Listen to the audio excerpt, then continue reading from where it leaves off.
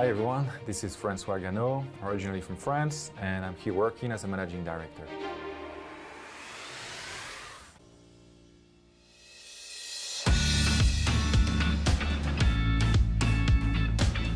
The advice I received was that Saudi is a great country when you have young kids, and frankly I'd say the same.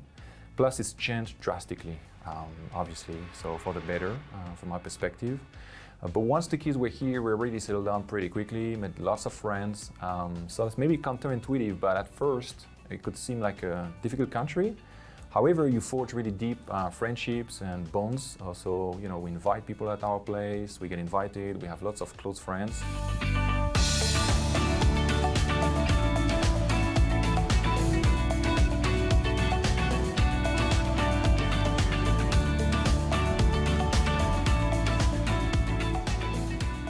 I started working here in Saudi Arabia, restructuring a branch of a company in smart mobility, smart city. I came here initially to restructure the business of a company in smart mobility, smart city. So I worked on the first smart city project in Saudi Arabia. And with our clients also, ultimately the owner was the Ministry of Interior, but we managed to have some good understanding and make the projects a success in the end.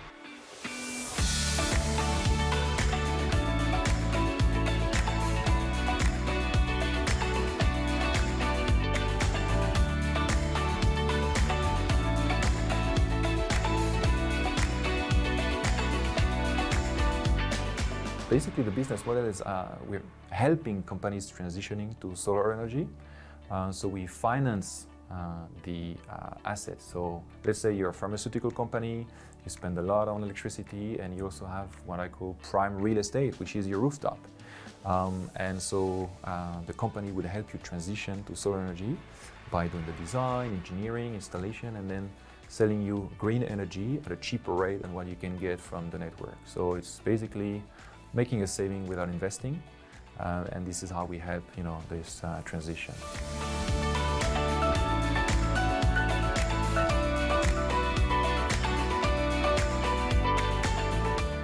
There's a lot of challenges, obviously, but hopefully with more efforts and directions from the leadership, and this definitely will happen. And I think an important aspect to mention is not just for the country. I think this is one aspect that unites all of us around the world, is to take care of our planet for future generations. So for my kids and theirs, hopefully, that they can really enjoy what we've been blessed with. This country gets amazing radiation, sunlight, and some wind as well. So there's already a couple of also wind projects ongoing. But yeah, definitely with the new panels, the new, let's say, technology, it's very easy to have those facilities producing at maximum capacity for a lot of hours during the day, right? Massive daylight, and it's one of the most important in the world, actually one of the highest in the world. So definitely this country is on the right path with solar energy, but I frankly believe more can be done at every level. So to answer your point, for sure, solar is definitely now a big answer.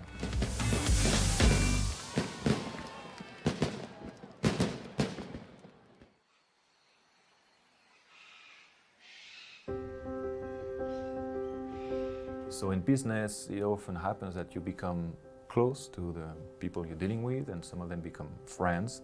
So we indeed had a business meeting. I'm also part of a French-Saudi business group here in the Western region, plus also in Riyadh with the embassy. So there's a lot, of those types of meetings where French companies and Saudi companies, or French businessmen and Saudi businessmen, cooperate, mingle, discuss business issues. So I invited some friends of mine and work colleagues at my home for a discussion around those opportunities we're seeing in the market, what's happening, to keep each other updated.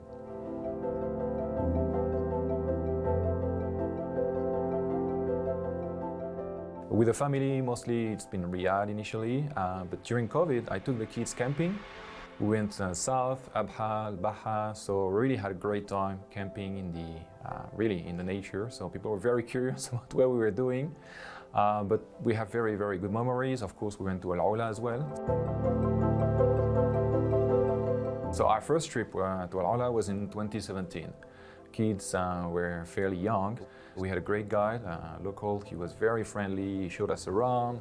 We made very interesting visits, and it was so easy to just enter, visited the sites. We went for a couple of great hikes by, of course, Elephant Rocks, but at that time you could go and have picnic, you know, right next to Elephant Rocks. So very, very good memories.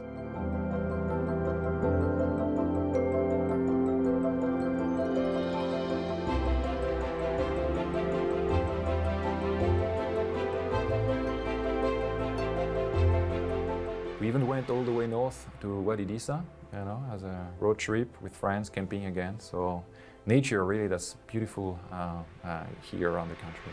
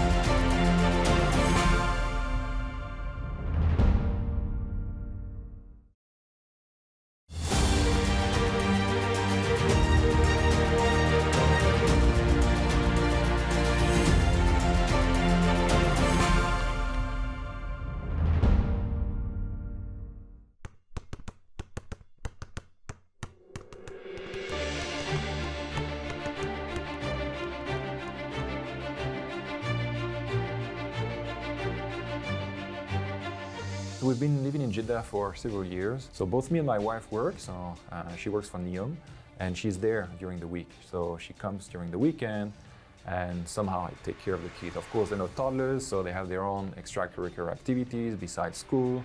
My son loves basketball and sports in general. We play often together, whether it is basketball or some other games as well. And he's getting better and better, and then very soon he'll beat me on a regular basis. So yeah, we shoot some hoops in the compound from time to time.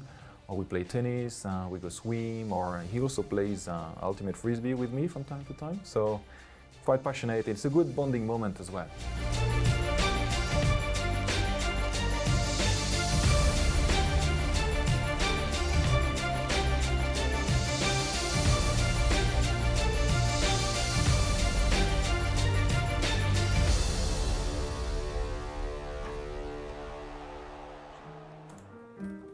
Maya, j'ai bientôt fini, après on va sortir. Hein. Zach, ça va?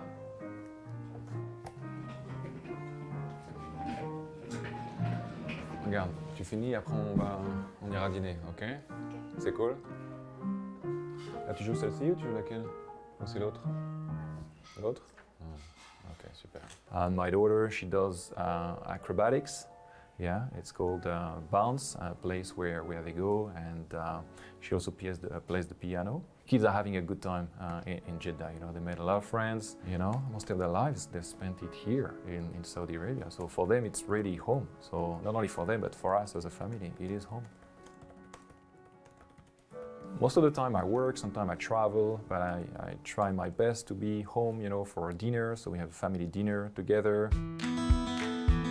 They love junk food, but from time to time, you know, we've managed to strike a balance, you know, between junk food and healthy food. Plus, they're also quite open, you know, we love traveling and we've gone around the world with them, several different countries, so they're used to different cultures as well. They speak several languages, they speak French obviously, but they also speak Arabic and English. And cuisine, I think, yeah, they have a palate for it. Japanese is definitely one of their favorite cuisine.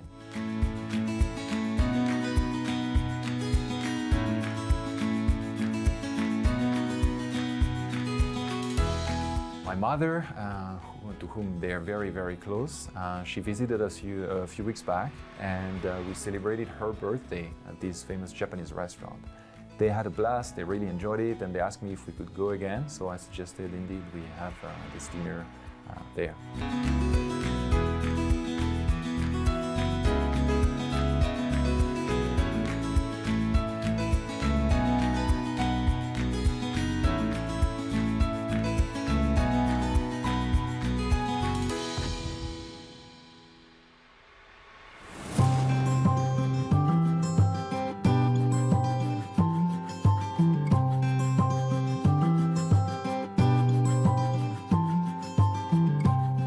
Yeah, well, I have several hobbies, and sports is definitely one of them, especially team sports. So I've been playing a lot of basketball since I was a kid, and one day I discovered ultimate frisbee. And what I really enjoy about this sport and like, what sets it apart from other sports is the notion of respect. And it's co-ed, so it's mixed sport. Really, men and women play together. So for me, there's a lot of similarities with true leadership, you know, inclusiveness, lead by example, respect your opponents, go by the rules. So it's not a win at all costs, quite the opposite. You really do your best, and that's how the sport is played. So in a nutshell, it's 7-on-7 on a large field. You progress by throwing the disc to your friends, and ideally you score by catching the disc in the end zone. And it's a non-contact sport, very fun to play, athletic. And I guess you need a lot of skills to throw, so it makes it also quite entertaining to watch. Basically, you just need a disc, you know, a frisbee, and you can play anywhere. You can play by the beach, you can play with your friends, in the garden, or pretty much anywhere. And we have a team here, mostly from Chaos. It's called Kingdom Ultimate, and we compete in regional tournaments. And actually last year, we organized the MENA, Middle East and North African Championship, and for the first time, it was held in Saudi Arabia, here at KAUST. And it was sanctioned by the Ministry of Sports, so there's an official league now. The sport is officially recognized. Officials actually came and attended the final, so it was a big event. We had, I believe, 16 teams from all around the region.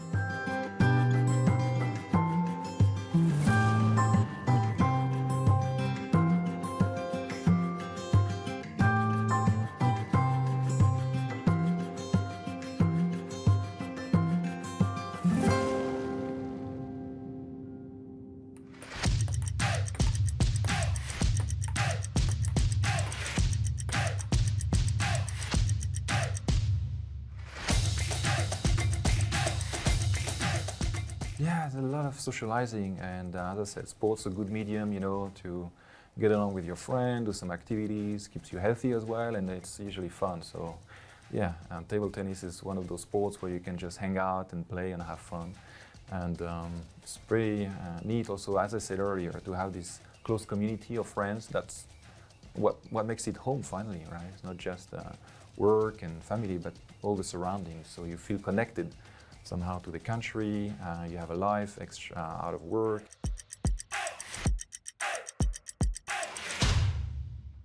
Saudis are very, very welcoming in general, and we have good friends with mixed backgrounds, Saudis, expats, and even in our sports team, you know, it's very representative. Our captain is a Saudi, our co-captain is a European.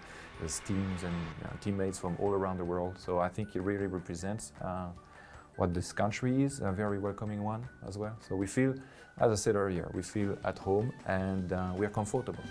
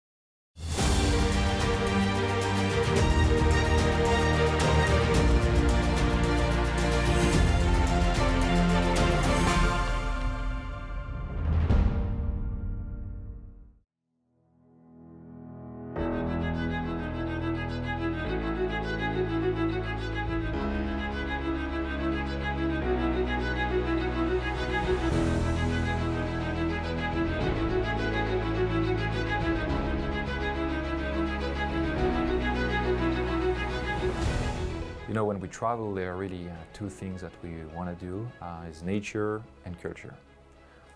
And the good thing is that now culture, we are getting a lot of it here, but now it's so easy and it's welcoming. My mother was here a few weeks ago, and we took her to the Biennale, and she was really impressed by the quality of the arts, you know, and also the helpfulness of the staff. Everyone was really here to explain, give us highlights, helping us take pictures. But at the same time, we really had I would say, a good time in a sense. For us, it's home, but we're also rediscovering what it is. Obviously, we took her to El Balad, which is almost a different place right now with all the renovation that's happened. And also there are several galleries in Jeddah that we attend and regularly visit. So for us, art is important. I guess also for kids, it plays a role, right? School is not just about math and languages, history, but it's also for their kids to develop different tastes and different perspectives. So getting access to art is definitely possible now and on the ground, not just online. So really we appreciate this change.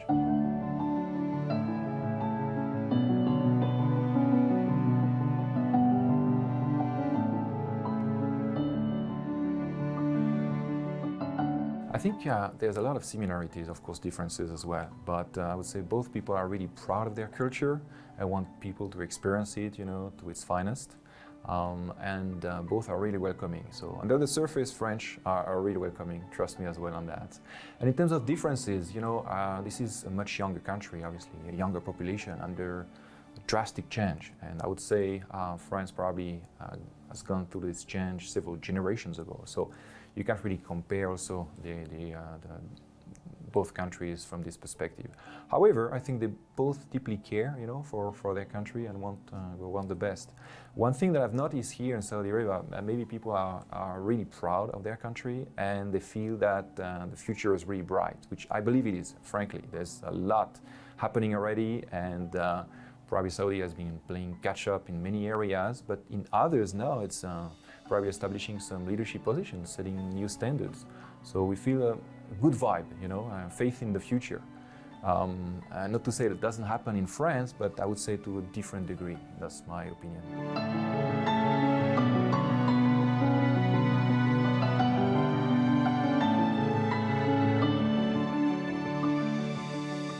What would I miss if I were to leave Saudi Arabia? So first off, the good thing is that now you can come back, either as a tourist or getting a visa. But what would I miss? Nature, obviously. As I mentioned, the Red Sea is something that I enjoy tremendously. I like diving and enjoying nature. And friends, being home for over 8 years, I've made deep connections. So definitely something that I would miss. But again, I know that if I were to leave, I'd be able to come back on a regular basis.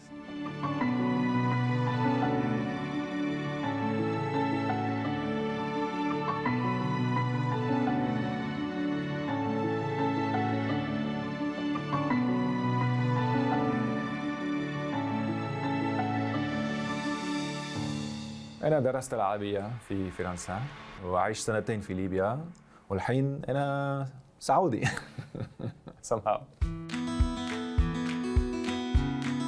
L'Arabie Saoudite, un pays qui n'a pas très bonne presse, qui peut faire rêver, qui peut faire peur.